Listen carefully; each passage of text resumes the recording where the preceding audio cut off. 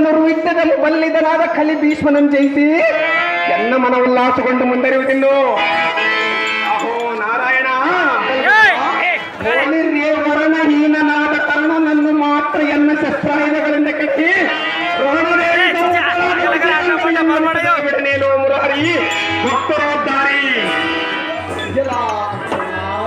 ನಾರಾಯಣ,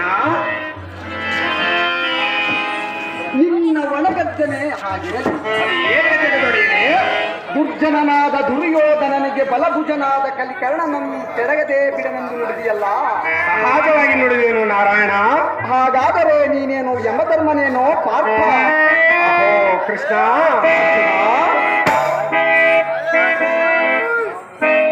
ನಾನೇನು ಯಮಧರ್ಮನಲ್ಲ, ಸಹಜ. ಮತ್ತೇನು ಪಾರ್ಥ? ಎನ್ನ ಅಗ್ರಜನಿಗೆ ಯಮನು ತಂದೆಯಾದ ಕಾರಣ ಎನಗೊಂದು ಪಕ್ಷದಲ್ಲಿ ತಂದೆಯಾಗಬಲ್ಲ. ಆದರೆ ದೇವಾ, ಅರ್ಜುನ,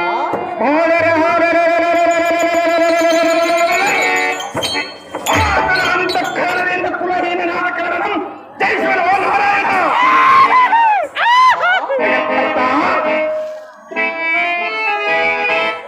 ಕರ್ಣನಂ ಕುಲಹೀನನೆಂದು ಏಳಿಸಬೇಡ. ಪರಾಕ್ರಮವನ್ನು ಎನ್ನ ಮುಂದೆ ವಾದಿರು ನಾರಾಯಣ. ಧನುಂಜಯ, ಅನುಜಾರಿಯೇ, ಪರಾಕ್ರಮಶಾಲಿ ಎಂಬ ರತ್ನವು ದಾವಕುಲದಲ್ಲಿ ಹುಟ್ಟಿದರೇನು?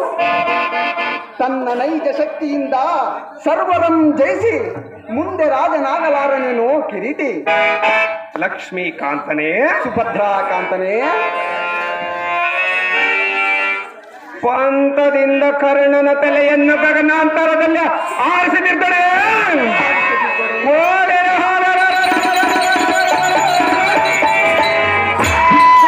ಉದರದಲ್ಲಿ ಹುಟ್ಟಿ ಸಾರ್ಥಕವೇನು ಮುರಹರಿ? ಸೌರಸಾಕ್ಷಿಗೆ ನಾರಾಯಣ, ಅದು ಆಗಲ್ಲ. ಹೇಗೆ ಪರಮಾತ್ಮ?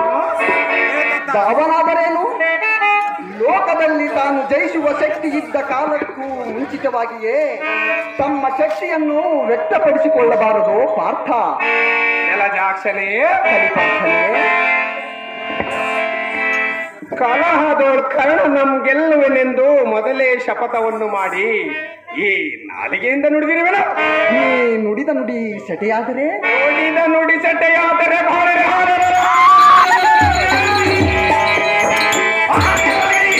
ದೇಹವನ್ನು ಕೆಡಹವೇ ಬಿಡಬಲ್ಲೆ ನೀನು ಕಡಲಸೇನ.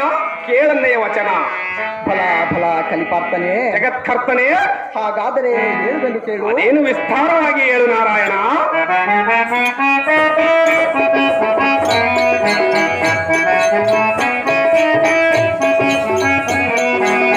ಮಧ್ಯಮ ಪಾಂಡವ ವಿಜಯಿ ಭವ, ಮಧ್ಯಮ ಪಾಂಡವ ವಿಜಯಿ ಭವ, ನಡೆಸುವೆ ನಾನು ಪಂಥವ